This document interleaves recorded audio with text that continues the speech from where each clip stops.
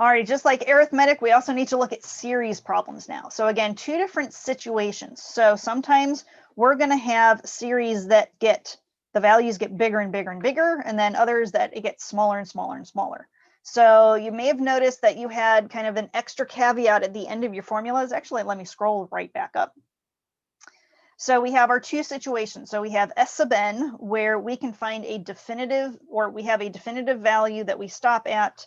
And this is specifically when our R value doesn't equal 1. So it could be -1, it could be +1, but this is giving us S sub n means we're kind of cutting off how many terms that we have. So if we have a geometric sequence and we just want to find what do all the first 5 terms add up to, we're not going to have the problem where things get astronomically huge if we keep going with that sequence.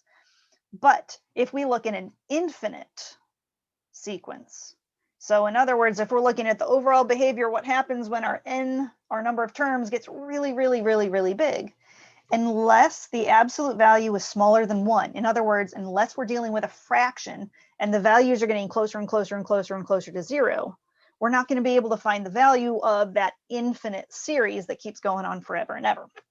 So keep that in mind as you're looking at problems. Again, you don't have to have these formulas memorized. You will have them for reference on your test.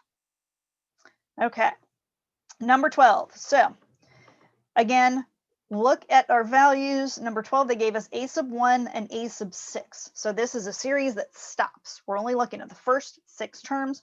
So we're going to use our S sub n equation, which looks like a sub 1 times 1 minus r to the n over 1 minus r. And they gave us all the info we need. So let's go ahead and fill this all in. So let's do a sub 1 is 2.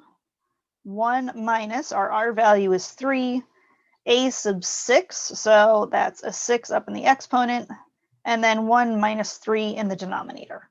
So again, notice it didn't even use the a sub n value. That's really one that we're just going to have to use if we're using kind of our infinite series on there potentially. So here we go. Again, simplify the things inside the parentheses first. So we're looking at 2 times 1 minus 3 to the 6th is going to give us a very large value. Let's see, 3 raised to the 6. And we even get, whoops, I didn't clear out what I had in my previous line, 729. All over 1 minus 3, aka -2. So keep simplifying. So 2 times 1 minus 1729 is going to give us a -726 all over a -2. And wait a second, positives and negatives cancel out. And, right, did I create that? Yep. So then the 2's also cancel out, so we're just left with 726. Excellent. Alrighty, number 13 gave us the same information. How many terms are we going to use? Yeah, they gave us the top term is 7, a sub 7. So that means our n equals 7. So same thing, we're just going to plug things in. We can still use s sub 7. Actually, let's go ahead and label that on the first one. S sub 6 is what we were finding because that was the top or the last term they gave us. But all we need for our formula is a sub 1, which is -64. That's times 1 minus -1/2 raised to the 7th all over 1 minus -1/2. So again, a little bit of math going on here. As long as you're careful with plugging this in, you could actually plug in the whole top piece all at once. So you could do 1 minus the -1/2 raised to the 7th. I'm going to go ahead and do it in a couple steps though. So 1 minus, so let's see, -0.5 raised to the 7th power. I'm getting a -0.0078125. Which again, if you think of it, we've got a really small value that we're multiplying by a smaller and smaller value. So we should be getting a pretty little number on here. And then 1 minus a negative 1/2, well, that's really 1 plus 1/2 or 1.5. And I'm going to go ahead and write it as a decimal just because, it's going to make ease of use for plugging in the calculator. And so this is really plus a positive. So I can do on the top negative 64 times 1.0078125, all divided by 1.5. And that is going to come out to give me a negative 43. Alrighty. Number 14 actually is the same setup. They didn't give us that last term, but they still told us, hey, I'm just going to 5 terms on here, so I don't need to infer anything from the info they gave us. So S sub 5 equals 4 times 1 minus negative 3 raised to the 4th power, all divided by 1 minus a negative 3. Okay, simplifying that out, again, 1 minus a negative 3 raised to the 4th power. Again, if you're careful with parentheses, you can type it in. You will get 244 divided by 4, and your 4's cancel out and give you 244 as your final sum. Okay, not infinite series. Yes, we have summation notation. And again, rather than calculating these out for every single step, you can use the summation notation on your calculator. But let's go ahead and see what happens. So in this scenario, the setup is actually pretty darn similar. So basically, we're taking 6 and we're multiplying it by 3 over and over and over again. So our first term, when n equals 1, if I plug that into my exponent, 3 raised to the 1 minus 1 or 3 raised to the 0 really means what? So our first term, when I plug in 1, is 6. So a sub 1 equals 6. And then I keep multiplying by that 3 for each time, so r equals 3. How many terms do we need to use? Well, that's the 8. So I can actually use that same summation formula. Let me divide up my space a little bit better. So S sub 8 is going to equal 6 times 1 minus 3 raised to the 8th power. Ooh, excuse me. Go back to 14 real quick. Did you catch my typo? Yeah, we're not doing n minus 1 in the exponent. This should actually be a 5. So let me double check my math. So negative 3 raised to the 5th power gives me a negative 243. And then if I do 1 minus that value, I still do get 244. So I wrote it incorrectly. Again, I was working off of the key that I created previously. So we still do have an answer of 244, even though I miswrote that exponent the first time. Always double check your work. So let's see, back to number 15, we substituted in our, n value of 8. And again, the reason we're not using the n minus 1 like in the summation formula is I want to show you that, even if you plug it into your calculator, you could still kind of decipher the formula and do it this way.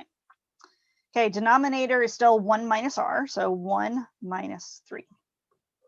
And then that's really going to give us 6 times a negative 6560, all divided by a negative 2.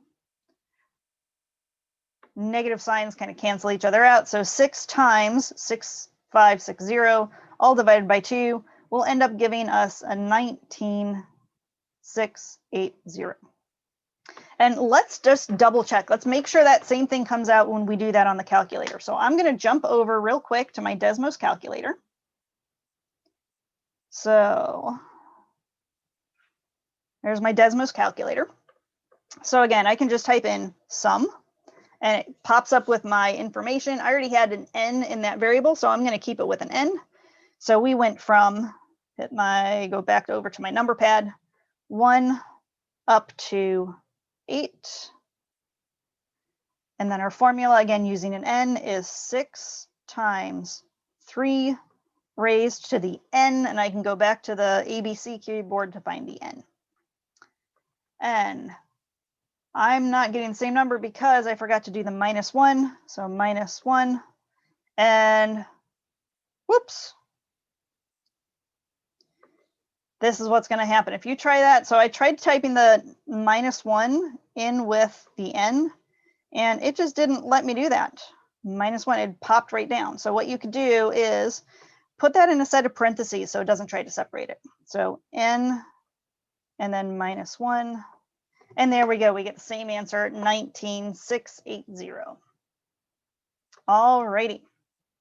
So again, for our next problem, I'm going to go ahead and type it in. You could just type it straight into the formula, which is what I would suggest in most cases.